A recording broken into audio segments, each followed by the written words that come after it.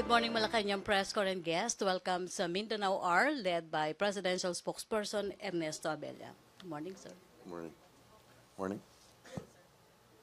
To begin with, we'd like to give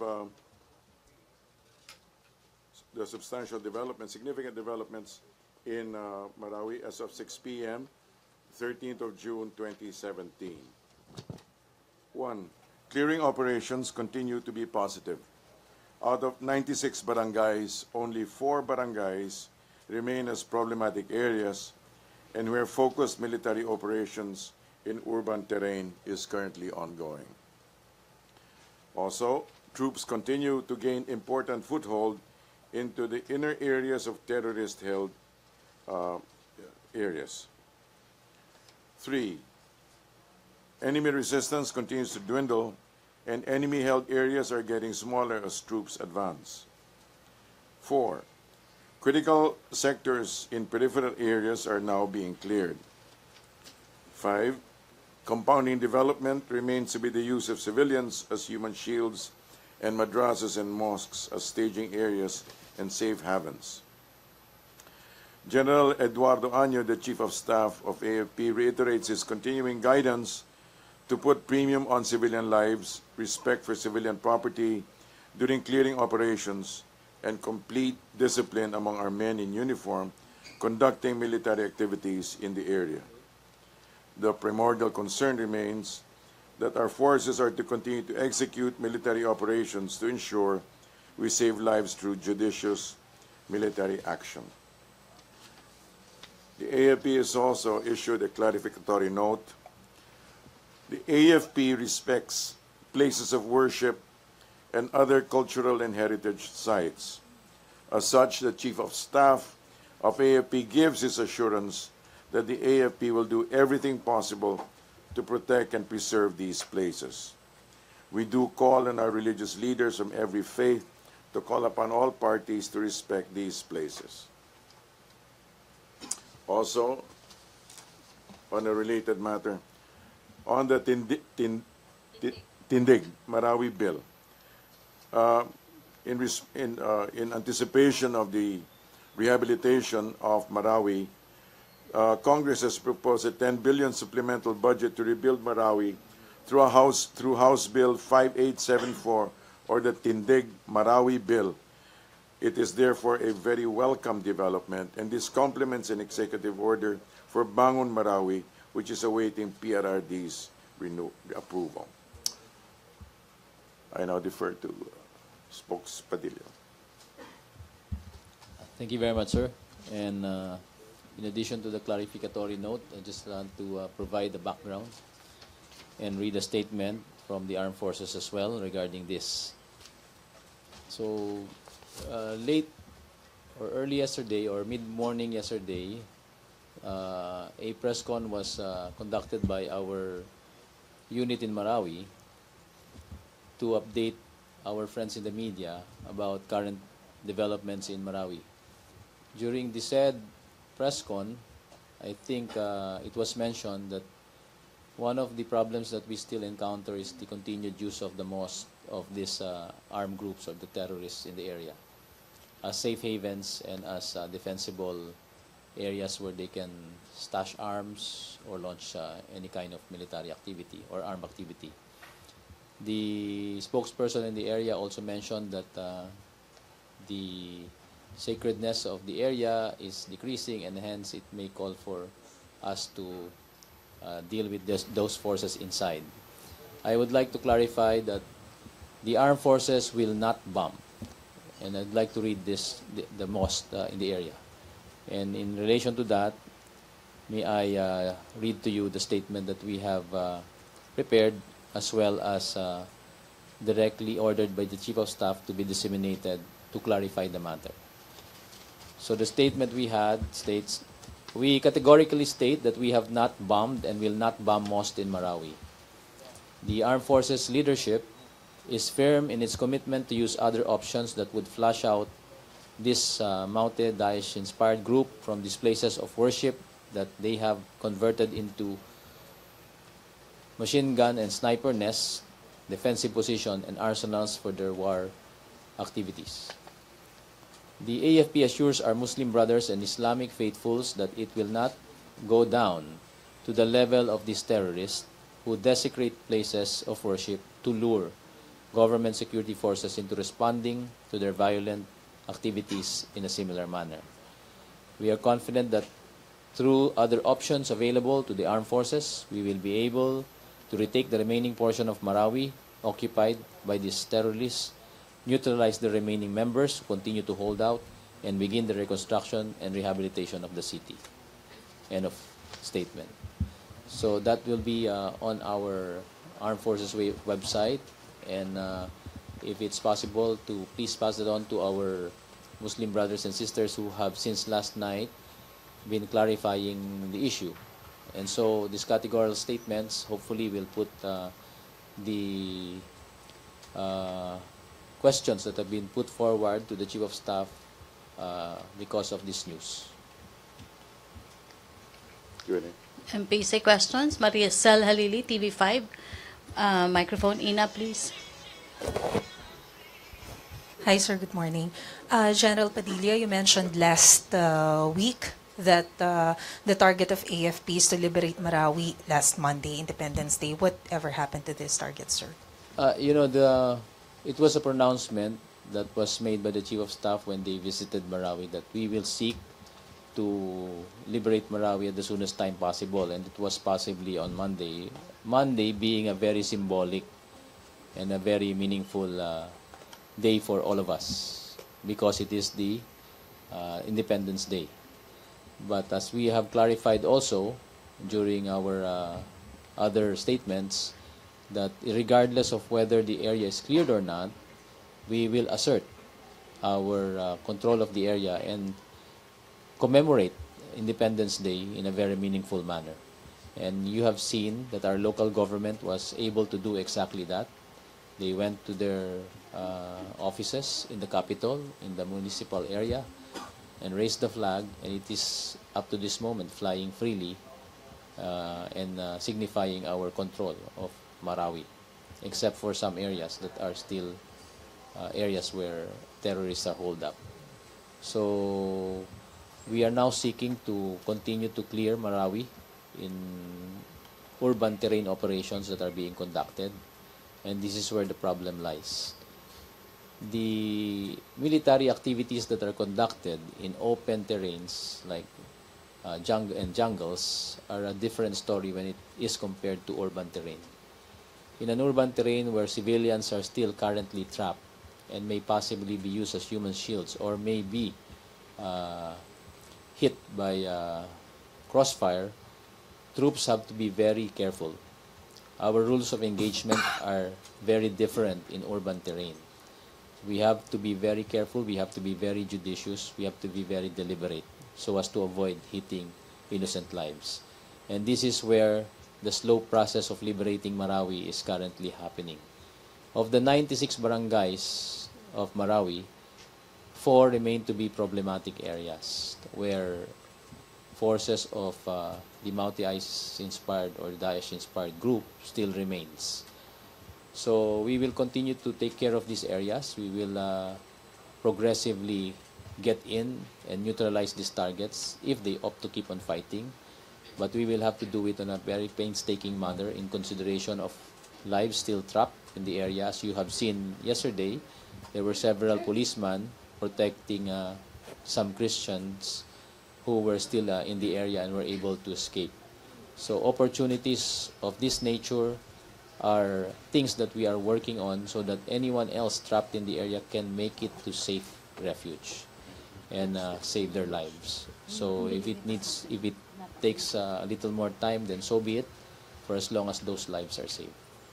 Sir, please correct me if I'm wrong, but I remember last week you mentioned that there were only 3 barangays controlled by We mentioned 3 areas. 3 areas. Yes, and these 3 areas contain those 4 barangays. I see. Pero sir, tama ba yung stated on news this morning na nasa 20% daw po ng Marawi yung controlled by We terrorists? clarified that, and that's why we're getting more specific to barangays. So to get the confusion out of the way. Well, percentage-wise, we can never say exactly because we're not measuring the whole place. But if we're talking of barangays, then we can be more specific. Again, we're entering the 23rd day of this conflict, and perhaps there were some mix-up numbers when the reporting was done. Remember, the commanders are in field conditions, and they're not in the best places where we can work this up. Dexter Ganimen, DCWB.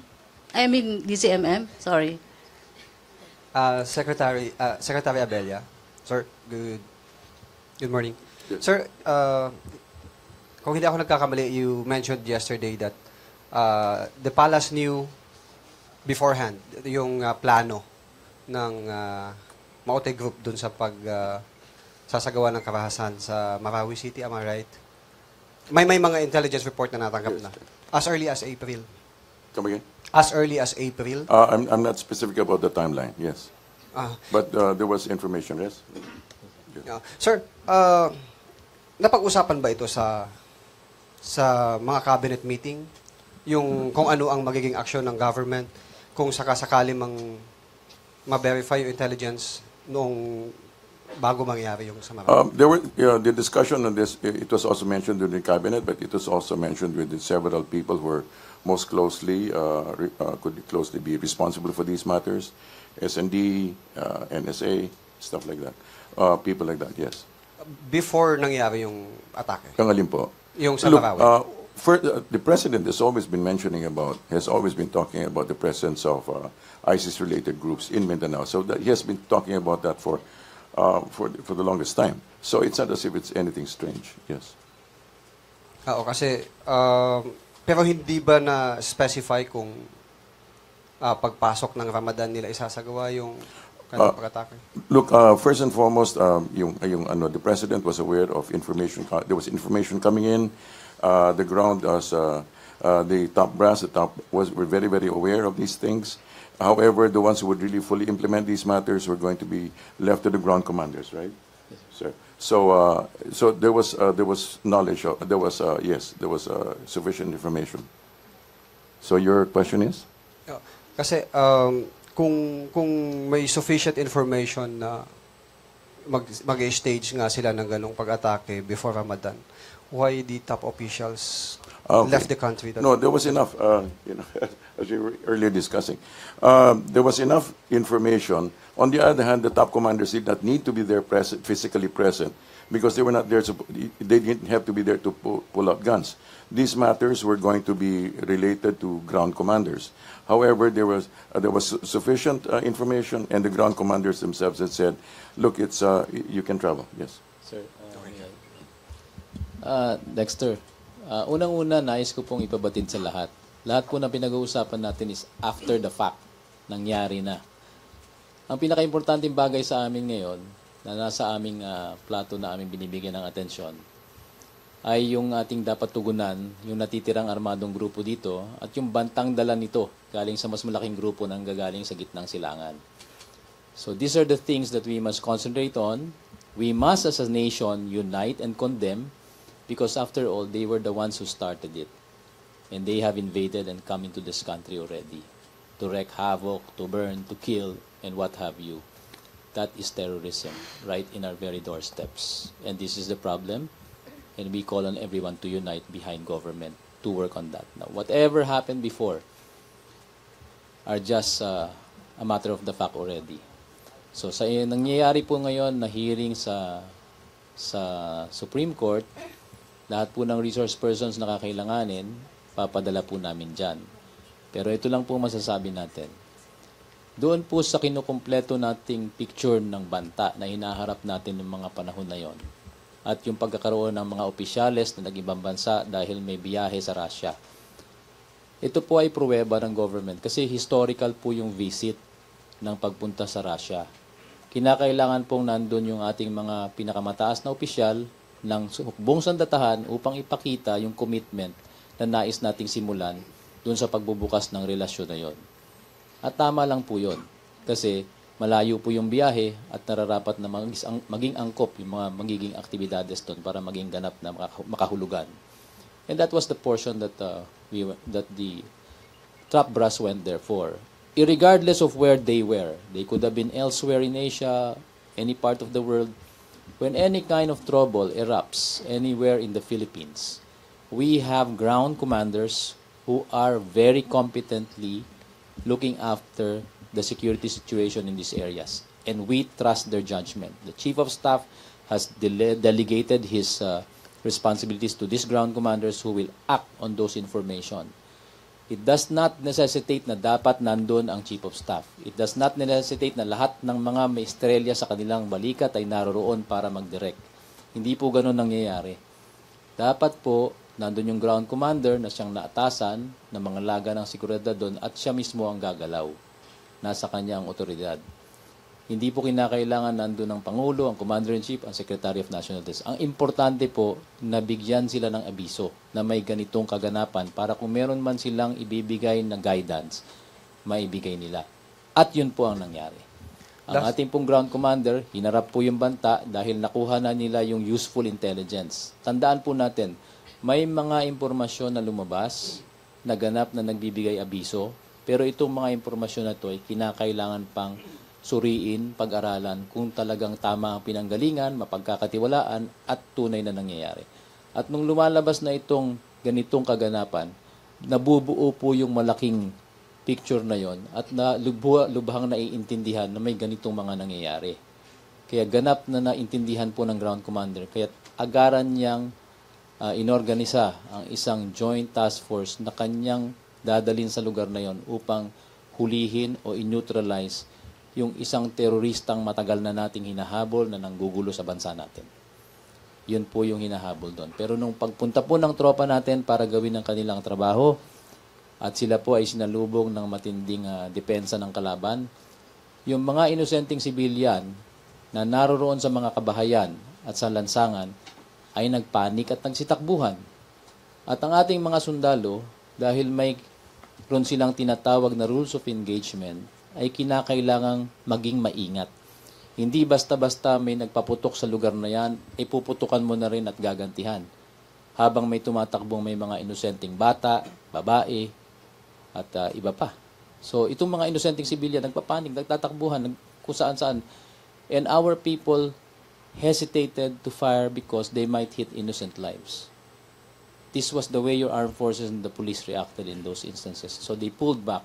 But in the process, we lost 4 lives. And that was when this group, having known that their plans were thwarted, retreated back to the inner peripheries of the city and executed the terroristic activities that they did. They burned, they entered into places of worship, destroyed their icons, symbols of saints, what have you. So they were wreaking havoc and they were letting hell all broke loose because of the plans that they laid out were preempted already. So yun po yung naging simula nito.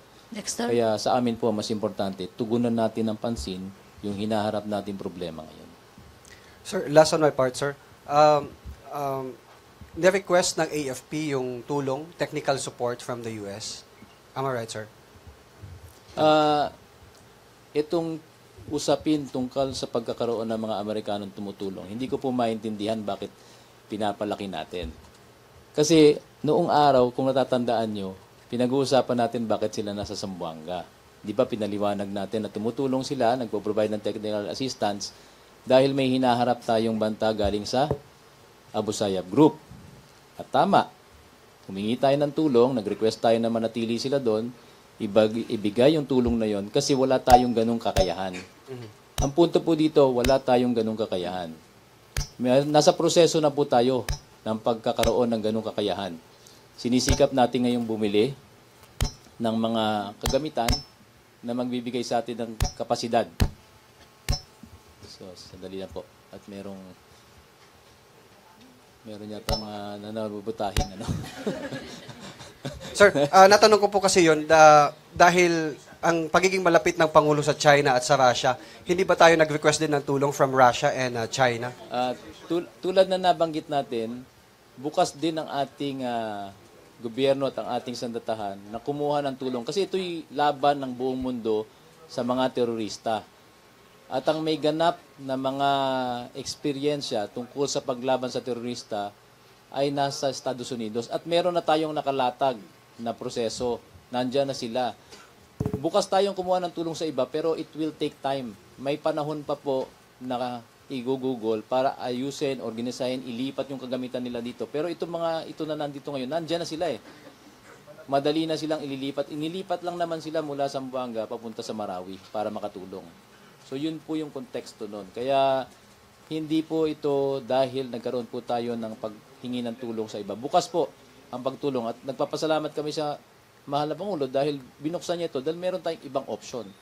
Pero yung options na yun, it will take time. So we have already a ready set of capabilities we can request for, and that's what we did because the ground commanders already needed it even before the request was made. Okay, thank you, Dexter. Hannah Sancho to be followed by Pia Gutierrez, then Philip Tobesa.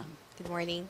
General, follow-up ko lang po kung may nadagdagan po ba dun sa mga foreign fighters na nasawi sa side ng Unang-una, may kumpirmasyon po na may talagang mga banyagang nakikipaglaban sa hanay nung hinaharap natin dyan na grupo. Ang patibay dito ay hindi namin nakukuha pa sa mga katawan o labing nakuha kasi mahirap patunayan pero na-document na yon. So it will have to go through DNA, forensics, etc. But we did get across certain documents that prove the existence of foreigners, and these are the recovery of certain passports. So there are still a lot of documents that have been recovered from the battlefield that will need to be examined and studied. And hopefully, whatever these documents are may lead to the proof that we are seeking for of the presence of more than 8 or 12. Nadagdagan po ba lately, Ngayon, sir? Yung bilang nila? Wala pong impormasyon dahil ang Marawi po ay naka-lockdown. Ang Marawi po ay hindi pwedeng pasukin o labasan ng hindi natin pinapahintulutan. Sorry, nadagdagan po ba ng namatay na foreign fighters mula sa militante? Katulad nga ng sabi ko kanina, maaring meron pero wala kaming pruweba para patibayan yan dahil we have not gotten across the proof that we are seeking. Sir, nag-express yung Indonesian government na makipagtulungan po sa pamahalaan regarding dun sa mga Indonesian na sinabi din nga na posible ding nakikipaglaban. Na-mention din kasi ni Secretary Lorenzana na may mga Indonesians na nasawi po. Nakilala na po ba natin sino-sino itong mga Indonesians na to? May ugnayan po tayo sa bansang Indonesia at may sharing of information. May mga ibinigay silang pangalan at hindi ko po batid kung sino-sino yung mga yon, pero yun po ang maaring hanapin at kung ma-recover natin yung kanilang mga papeles, maaari nating masabi na nandun sila talaga. Pero hanggat sa kasalukuyan, wala pa po tayo nakukuhang matibay na patibay. So those are things that will have to be done after we get all through these documents that have been recovered. Thank you, sir. Thank you. Pia Gutierrez. General, gusto ko lang pong tanungin yung proseso po ng pagkuha ng tulong mula sa Amerika. Under our existing agreement, sir, ito po ba ay motu proprio o kailangan pa po ng formal request from the Philippine government, sir? Meron po tayong treaty, di ba, na ang panahon ng pagkalagda ay 1951. Yun po yung mother document na nagbibigay daan para sa pagkakaroon nitong engagement natin. Ngayon, sa ilalim po ng Mutual Defense Treaty ng 1951, may inorganisa na tinatawag na Mutual Defense Board, Security Engagement Board. Ito po ay pinangungunahan ng Chief of Staff at ng kanyang counterpart na 4-star General sa Pacific Command. Sila po nag-uusap ng mga bagay na tungkol sa militar bilang pagpapatupad ng kasunduan ng MDT at anumang bagay na pinagkakasunduan nila na maaaring hinaharap nating banta. So the MDB-SCB provides that structure where coordination and engagements can be made. Primarily, karamihan dito ay training, engagement, subject matter experts at saka exercises. Pero sa mga panahong may importanteng banta na dapat harapin, yun din po yung nagiging avenue ng ating koordinasyon. At meron po mga aktibidades na nire-request natin for approval na training at engagements taon-taon na ina-aproban ng ating Council of Foreign Ministers. Yung Council of Foreign Ministers po ay kinabibilangan ng ating Secretary of National Defense at yung counterpart niya sa Estados Unidos. Pero yung pagpaplano, pag-uugnayan, yan po ay nasa pruweba lahat ng military commanders, si Chief of Staff at saka yung kanyang counterpart. Ito po yung mekanismo na kung saan tayo nagkakaroon ng palitan at pagre-request. So under that mechanism, sir, yung sa Marawi, sir, ni-request ba ito or parang moto proprio na Tulad ibigay? nga po ng sabi ko, yung Western Mindanao Command ay isang command lang po kung nasaan nandun na yung mga Amerikano na nagbibigay ng tulong upang habulin itong Abu Sayyaf. Kaya lang sila ay nandun nakatuon ng pansin sa Hulo, sa Tawi-Tawi, sa Basilan at karatig na lugar. Ngayon na nagkaroon po ng bakbakan sa Marawi, inilipat lang yung kapasidad na yon at para makatulong doon sa ground commanders na nasa Marawi. So isang command pa rin, isang commander pa rin ang kanilang sinusuportahan. Kaya hindi po dapat komplikado dahil yun pa rin po, isang commander pa rin ang kanilang pinakikiusapan. Sir, si President Duterte expressed surprise na sinabi niya hindi niya alam na may binibigay na assistance ang Amerika. So ibig sabihin po ba nito, sir, yung ating commander, yung commander-in-chief is not included in the process of receiving assistance? Doon sa mechanism hindi siya po kasama, sir? Hindi ko lang po batid, pero lahat po ng impormasyon na nanggagaling po sa atin sa baba ay binibigay sa taas upang ibahagi sa lahat ng ating mga pinuno. So the briefing will have been done to everybody and may have been passed on. Ang issue lang po dito, nung simula po tayo na nagkaroon ng military operation sa Marawi, binigay na po lahat ng ating Pangulo ang pruweba sa ground commanders, sa Chief of Staff sa SND, gawin ang nararapat upang masupilot, tugunan itong banta na nandun at yung gulo na nandun na. Okay, thank you, Philip. Microphone, Pia. Thank you. Sir, good morning po. Sir, ilan pong sundalong Amerikano ang nasa Marawi ngayon? Hindi ko po batid ang bilang, pero napakaliit po. Yun lang po mga tumutulong na i-operate yung kagamitan at yung mga nagmimintinan nito. Ano pong unit nila, sir, sa US military? Hindi ko rin batid at hindi ko rin maaaring ibigay. Pero yung specific assistance po na binibigay nila, is it Nasa intel technical gathering? assistance po sa pagbibigay po ng impormasyon sa battlefield. Itong kinakailangan nyo maintindihan. Sa isang bakbakan o lugar ng bakbakan, ang pinaka-importanting bagay sa isang commander ay malaman kung anong nangyayari sa buong lugar. Yun yung tinatawag na situational awareness. Nasa ganung bahagi po ang binibigay nilang assistance. Hanggang doon na lang po ako. Meron din po kasing kumakalat sa social media mga pictures supposedly of the soldiers, yung nakasibilyan, pero may dalang mga mahabang armas. Ito pong mga litratong ito ay maaaring nakuha kasi sila po ay nangangailangan din protektahan ang sarili nila. So hindi sila kasama sa labanan, pero kung nagkakataon na may makapasok o may maka-breach na defenses, kailangan din nilang protektahan ang sarili nila. Kaya pinahintulutan po natin. So dun lang po yon, pero hindi sila kasama sa mga bakbakan. Dun lang po sa pagbibigay ng ayuda at impormasyon sa ating mga tropa. Thank you, sir. Okay, Tuesday New to be followed by Henry Uri. General Sir, yung result po ba ng Board of Inquiry tungkol sa friendly fire, na-submit na po ba kay Chief of Staff? May recommendations na po ba na isinabmit din kay Secretary Lorenzana, sir? Ang Board of Inquiry report na pinamuno ang gawin ni General Rafi Valencia ay natapos na. Ito ay naisumiti na kay Chief of Staff at sa ngayon ay nasa na kay Chief of Staff na.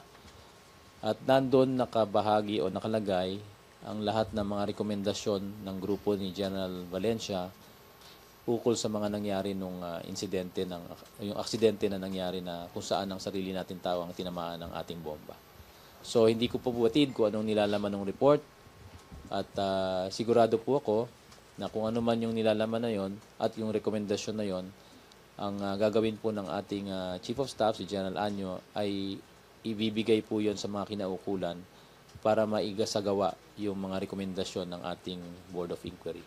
At dapat lang po niyo maintindihan, yung Board of Inquiry is a body that was created to immediately look into the possible cause. But they are not going to do a detailed investigation. So the recommendations may entail some units to do more detailed investigations. So that is as far as the Board of Inquiry is concerned. So let's wait for Parang the Chief of Staff, fact-finding lang, sir. fact-finding pa lang. Oo. So if there's anything that needs to be done, kung meron man pong kailangan na managot, yun na po yun sa mga consequential or recommended activities na mangyayari after na approve po ng ating hepe. Maisa sa publiko po ba yun, sir? Hindi ko lang po batid, pero for transparency, I think the Chief of Staff is contemplating doing that on certain matters that will not affect operational security. Thank you, sir. Henry? General, good morning. Batay ho sa inyong mga nakalap na impormasyon, lalo na sa intelligence report po ninyo, kung hindi ho na sawata itong terorismo sa Marawi, gaano kalawak ang posibleng likhain nito sa iba't ibang bahagi ng bansa? May nakita ba kayo na pwedeng ang ginawa nila sa Marawi, sooner or later gagawin din nila sa Metro Manila at iba pang syudad sa ibang parte ng bansa? Ito pong ito pong nangyaring kaguluhan sa Marawi ay isang bagay na pinaghandaan at nakita nyo naman yan sa video ng mga na-recover at pinakita ng mga nakaraang linggo. At nabatid nyo doon sa video na yon na mismo silang sinasabi nila sirain, mag-hostage, magnakaw, sunugin at ano pa man na talagang ginagawa ng mga terorista. So kung sakasakaling nagtagumpay sila at hindi natin tugunan ito, maaring mas malaki pa naging pinsala sa bayan ng Marawi at mas maaring madami pang buhay ang nasawi. Pero dahil nga po na-preempt natin ito na po yung nangyayari ngayon. Ngayon, tungkol dun sa bagay na ito ba'y kakalat, yun po ang iniwasan natin. Kaya tinugunan natin kaagad. Kaya ngayon, ang ating pong mga puwersa ay nakatuon ng pansin upang tapusin ito kaagad nang sa ganun, ni isa sa kanila ay hindi makaalis sa lugar at maging banta pa sa ibang lugar. And yan ang sisikapin natin sa buong Kamindanawan dahil may nananatiling structure pa sila dyan na nanggagaling po sa mga sumanib sa kanila, galing sa Hulo o Basilan, at yung mga iba na nanggaling sa ibang lugar ng Lanao, Cotabato, Maguindanao. So itong mga puwersang ito ay maaring mayroon pang iilan dyan na naiiwan na dapat tugunan natin ang pansin at kinakailangang aksyonan kaagad. Yun yung sinasabi ninyo posibleng kumalat. Saan ho yun posibleng nangyari kung hindi naagapan? Sa mga karatig lugar maaari at hindi naman po agad-agaran ito mangyayari dahil mukhang sila ay nagtuon o nag-concentrate ng puwersa dito sa Marawi dahil sa kagustuhan nila na kontrolin ito. Pero kung mayroon man, nakakasigurado po tayo at confident kami na yung ating nakalatag na mga preparasyon ay angkop naman. Kung mababatid nyo, may mga pangyayari sa Europa. Yung mga pangyayaring ito ay mas grabe pa kaysa dito sa atin. So by and large, what we have laid out as a security preparation is meant to preempt any of these activities from happening in our own land. And that is where itong sinasabi nating konsepto ng shared responsibility in security pumapasok. Kaya ho, paulit-ulit namin sinasabi na dapat bawat mamamayan sa bawat sulok ng kapuluan ay kabahagi ng pagbabantay ng buong kapuluan natin. Kasi if every citizen, we have over 100 million, if all of our citizens participate and are involved in watching their environs, their communities, keeping watch, reporting suspicious-looking characters or items that are left unattended, our security forces and our police and all those tasked in government to look up for the welfare of all our citizens will be able to do their jobs faster. Yun po yung buod ng tinatawag nating shared responsibility in security. Kung dapat lahat nagtutulungan, magiging maayos. General, narito na sa Metro Manila ang mag-asawang Mauti. Kumusta ho ang seguridad ng buong Kalakhang, Maynila? Maayos naman po. Wala naman po tayong namomonitor na banta. At ayon sa pulis, matibay naman po ang ating nakalatag na mga security para sa buong kapuluan. Nandyan din po ang ating sariling unit ng JTF NCR sa pamumuno ni General Manangkil na siyang nakikipagtulungan sa NCRPO. Alright, salamat Okay, po. thank you, Chris Jose. To be followed by Ina Andulong, Ace Romero, and Pia. For Secretary Abella, sir, meron pong civil society leaders na Maranao na nagpahayag po ng kagustuhan nila na makausap ang Pangulo ng personal para po maipaabot yung alternative views po para ma-resolba ang Marawi City siege po, sir. So your question? Malaki po ba yung possibility o maaari po bang mapagbigyan ng Pangulo yung ganitong kahilingan ng civil society leaders? First and foremost, it's not talaga ang intention of the President is basically to have peace in the land, especially within Mindanao. So, kung given the right venue and given the right channels, I'm sure the President will not only hear but will also respond at the right and proper time. Thank you. Yes, sir. For General, sir, tama po ba na sisikapin yung tapusin yung Marawi City Siege nang wala po kayong binibigay na panibagong deadline? Yes, itong ginagawa natin ngayon ay isang operasyon na tulad ng nabanggit ko kanina na hindi ganap nakadali katulad ng mga ginawa na natin sa mga kagubatan. So it will entail a bit of time before we clear every house of any armed element. So konting pasensya lang po pero nandiyan na po tayo. Nag-iingat po tayo na hindi pa makasakit sa iba. Kaya ang ating pagpasok sa mga loob-looban ng syudad ng Marawi ay maingat. Precisely because of those reasons. The guidance of the Chief of Staff is to ensure we are able to save innocent lives. Pero sir, may mga netizens po, may mga tao na tila naiinip na dun sa operations po ng inyong panic, sir. Ano po kaya yung maaari niyong mensahe sa kanila o apila? Alam niyo po kasi ang ating kabataan ay mahilig sa mga mabibilis at instant na mga pangyayari. Doon ho gumagana yung adrenaline nila. Sa mga bagay na ito, buhay po ang nakataya talaga. So, konting pasensya lang at kailangan maintindihan nyo na kung ganito ang mga pangyayari ay kinakailangan maging maingat. Ang aming pong challenge, kung kayo po ay gustong talagang tumulong sa bansa, sumali kayo, mag-ROTC kayo nang ganap na maintindihan nyo. At ma-develop yung pagmamahal sa bansa at maging kasama sa armed forces sa future. Para na sa ganun, ganap nyong maintindihan kung ano yung nangyayari ngayon dito. Okay. Ina Andulong? Sir, hi sir. To General Padilla. Yesterday, Secretary Salalima of the DICT said that meron na raw pong mga Cyber arestuhin. sedition, yes. Yes, for cyber sedition. Can you give us a bit more details about this? Kasama po ba ito doon sa mga nag-ooperate ng 63 Facebook posts or Actually, accounts? there are more already. Okay.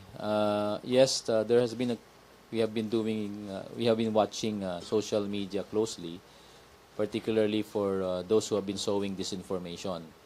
And we have touched base with social media companies to request their assistance to put down sites that are fomenting disinformation and discord as well as violence. So we have been getting very good assistance from the companies as soon as a determination has been made that these accounts are actually being used for the purposes that I said, then it is brought down immediately. But the point is, it only solves the closing of the account. The individuals behind those accounts are the more important targets of our operation. So our cyber folks and the laws that we have will make room for that. I'll leave it at that for the moment, and we'll leave it to the experts to discuss that.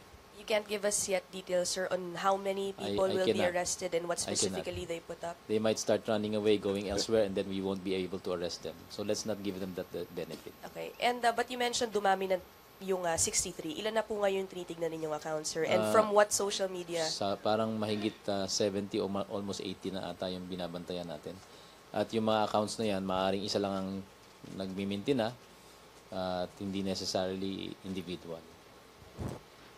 Sir, sa ibang topic pero napag-usapan po kanina, yung 4 barangays that are still problem areas. Yeah. Actually, I looked at the transcript and the last time you did say that 3 barangays. I mentioned barangay. Yeah. I'm sorry, but it's supposed to be areas. Anyway, tasing reports today, 20%. I believe previously it was about 8 to 10%. What makes you confident in saying then, given those data, that lumiliit yung enemy areas when those numbers show otherwise? It's a fact. It's a feedback from our troops on the ground. This is positive feedback from them. Other areas that they used to traverse where they encounter enemy fire is non-existent anymore. So we can come in and out of all these areas at will without any resistance. So isn't that enough proof to say that their world is getting smaller? That's one. Second, In previous engagements, the volume of fire coming from the enemy side seems to be heavy. And right now, it's no longer that way. So it's either they're preserving themselves for a last stand or they don't have anything at all. So those are the indicators. And whatever feedback we're getting from our folks on the ground, I guess, are much more accurate. And lastly, kanina po nabanggit ninyo that security officials don't need to be here when that happens. Hindi po ba contradicting yun doon sa naging aksyon ng Pangulo? Because when he found out about it, he cut his very important trip short, brought with him the security officials with him dahil he felt the need to be here. Yes, there was an advice not to do that, but I think it's primordial in the mind and the consideration of the President to be sure that he is on top of the situation. So he would feel much more in control when he is back in his own country. And I guess if you were the Commander-in-Chief, you would do the same. And anyone else who has been a leader of his country would have done the same as well.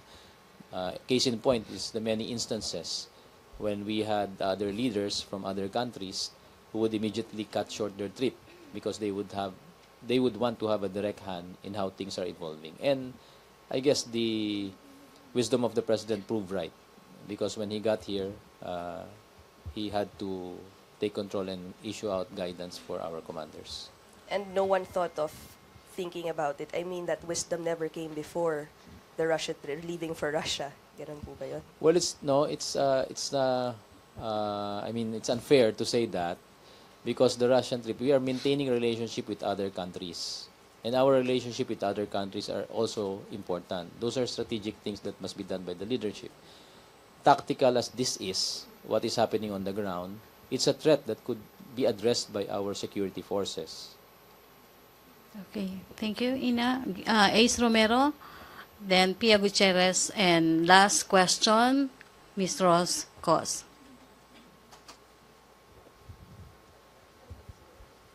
General, you were interviewed by ANC this morning, right? You mentioned about lapses with regard to the airstrike accident. Is this an accurate quote? I mentioned that because of the possibility of what may be contained in the report.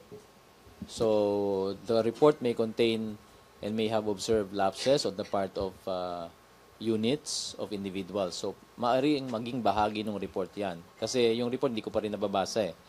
So kung ano man yung nakikita na naging, marami kasi yan eh, procedural lapses or what have you. So maaaring failure na equipment, katulad ng binanggit natin dati. So yung mga bahaging yan, maaaring nakasaad sa report at base sa rekomendasyon ng Board of Inquiry, maaaring kailangan pang ungkatin para malaman ng todo-todo. You were quoted as saying there are many lapses on the part of the troops on the ground and partly on the use of the assets. We are not blaming anyone. So can we say now that there have been lapses that led to that accident? Are we sure? Because I have not read the report. There could be lapses, and what may have happened on the ground is because of the immediate requirements that our commanders wanted from units. When the fight was going on, so many units came to provide assistance in addressing the threats that were present in certain sectors. In the case of this accident, what we do know is that there were several units. One was tasked to maintain that area, but then reinforcements from another unit came. And that unit was a small unit that was reporting to this unit. Yung kanyang employment na dapat kumukuha siya ng instructions sa mother unit niya, hindi nangyari. Bago na ngayon yung pinagre-reportan niya at kinakausap niya.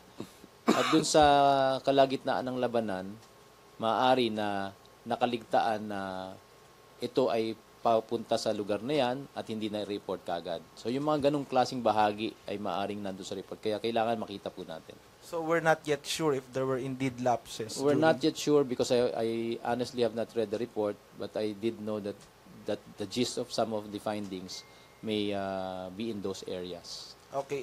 With regard to the statistics you just mentioned, you previously said Maote terrorists are just holding on to 10%, and now it's 20%, and then previously 3 barangays and now 4 barangays. How do we explain this That's why we're going Changing down figures. to better statistics. The area is better described in terms of barangays because that is where we separate geopolitical and territorial areas. So now it's much more accurate to say that the 4 barangays are the problematic areas rather than saying percentage. Kasi yung report na initial natin, nakukuha rin natin sa ground commanders. At yung ground commanders natin, yun din ang kanilang pinagbabasihan ng report. Ngayon, you know, there's this thing called fog of war. When everything is all breaking loose and then everything is very fluid, the reporting system may not be accurate as exactly as we would want. So now that we have lulls in the fighting and we can more or less cross-check our data, there is a decision now to be more specific that the use of barangays would be better. So just to be clear, there will be no more deadlines anymore for the Marawi operations. Yes, for now. We No will more not set deadlines. deadlines. We will ensure that we are able to clear it of any armed element that still exists. Thank you. And it may take some time. Thank you. Thank you, Ace. Pia Gutierrez. Sir, confirm lang po yung reports na yung nanay ng mga Maute nandito na po sa Maynila, sir. Nilipat na. I don't have that information right now. I requested it to be checked, but I have not received any feedback yet. Sir, clarification din dun sa sinabi ninyo on mosques. So the military will not bomb mosques, pero will the military still conduct operation inside the mosques kapag nalaman po natin na ginagamit siyang staging area o taguan ng mga Maute? We are not inside the mosque. The enemy is inside the mosque. So hindi pa tayo nakakarating doon. But there is a commitment on the part of the armed forces and the chief of staff himself. We will not bomb any mosque, but we call upon all religious leaders to more or less dissuade any of those that they may reach in those mosques from using those areas of worship as havens for this armed confrontation. Sir, it's the 23rd day of fighting and you said Marawi has been placed on lockdown since the start. No? I'm just curious, how is the enemy sustaining itself? Pagdating sa ammunition, pagdating sa pagkain and other resources. I have answered that previously. The reason why they chose the commercial business district area is the presence of well-built buildings that can resist any kind of force coming in. So mas better prepared sila mag-resist doon. Besides that, the commercial business district contains commercial establishments that have supermarkets and other sources of food that they can forage. So that is where they're getting their sustainment. As to ammunition, we said that they have been planning this all along. So they may have kept stashes of ammunition there. And added to that, the things that they looted from the armories of the jail and the police stations that they have entered into. Okay, thank you, Pia. Last question, Rosalie Cos. Hi, sir. Good morning, sir. Sa Indonesian military have spoken about sa joint naval patrol to be started next week, sir. Pwede niyo po kaming bigyan ng details. And ang second question ko is, nanawagan ng ISIS na magkaroon ng reinforcement sa kanilang mga miyembro na magsagawa ng mga pag-atake sa iba't ibang bahagi ng mundo, partikular na rin po ang Pilipinas. How do we ensure, how does the government ensure na hindi tayo malulusutan given the porous border and nakafocus ang military po ngayon sa pagresolba po ng suliranin sa Marawi? Thank you, Rose. In answer sa una mong katanungan, yung pag-launch ng joint patrols, may prepared statement ang tatlong bansa dito na hindi pa natatapos at yan ay lalabas bago magkaroon ng paglulunsad. Ang launching nito ay sa June 19 sa Indonesia. And our Chief of Staff, our Secretary of National Defense, will be there to officially join their counterparts from Malaysia and Indonesia to do that. The trilaterally agreed joint statement will be released from there. And if I may ask for your patience, let us wait for that agreed upon statement to be issued out before I make any. Pero sir, matagal na po itong napag-uusapan tong joint naval patrol. The protocols, the preparation for this activity have been ongoing since last year. And the staff-to-staff level coordination among the Indonesian and Malaysian counterparts of the armed forces have been done. At may mga napirmahan na rin na mga dokumento dito na magbibigay daan para pagsasagawa ng mga patrols na ito. Masabi po ba nating napabilis yung proseso dahil po sa nangyayari po ngayon sa Marawi? Maaari, kasi nakikita rin ng karating nating mga bansa ang banta na maaari rin manggaling sa atin papunta sa kanila at ganun din yung sa kanila papunta sa atin. Kaya kinakailangan nating bantayan itong mga lugar na ito. Initially, the concept of the joint patrol was to arrest the kidnapping issue. But now, there's a bigger issue on the threat coming from the Daesh. So that becomes more relevant to have these trilateral patrols. Now, yung sa second na tanong mo, okay na yung first? So sa second na tanong mo, yung panawagan, yes, meron lumabas na panawagan itong grupong ito at yun nga yung nakakatakot. Kaya nga po kami ay nakikiusap sa lahat ng sambayan ng Pilipinas na magkakaisa tayo. Huwag nating payagan na ito'y mangyari sa atin. Nakita naman nyo ang karahasan na nangyari sa Marawi. Kung ganyan po ang gagawin sa buong Pilipinas, kailangan po talagang bantayan natin. Kaya nga po dapat magkaisa tayo. We must all work together, issue out a united and collective public condemnation of all these things that are happening in Marawi now and join hands together in resisting the entry of this evil force. Because this is no longer a simple matter. It's already a fight between good and evil. And you must all realize that by now. Okay, thank you, Rosalie. Thank you, Brigadier General Restituto Padilla, Presidential Spokesperson Ernesto Abella. Statement, sir? Okay, thank you. No, we just first, just like to underline what the Brigadier General has said, that the Philippines needs to make a united stand, and that it needs to understand that this is no longer intramurals within ourselves, but we need to be united against a common enemy. And in the words of the General, it's a fight between good and evil. Really, our sovereignty is being confronted, and I believe it's time to set aside petty politics and things that separate us. It's really high time, and I believe it's a call to the Filipino nation to be able to stand together as one. It's high time we do that. Thank you. General Padilla? Sir, if you will permit, nais ko lang pong iparating ang pasasalamat ng buong Armed Forces at yung leadership namin sa tulong po ng media at ng office po ni Secretary Abella sa saludong ginawa natin sa mga namatay sa Marawi na mga kasundaluhan. Ang punto po dito ay sana wag po nating makalimutan yung sakripisyong ginawa ng bawat sundalo na nakipaglaban dyan at patuloy pa nakikipaglaban ngayon. Sana po suportahan niyo ang mga tropa. Maraming salamat. Okay, thank you, Brigadier General Restituto Padilla. Thank you, Presidential Spokesperson Ernesto Abella. Thank you, Malacañang Press Corps. Back to our main studio sa Radyo ng Bayan and PTV.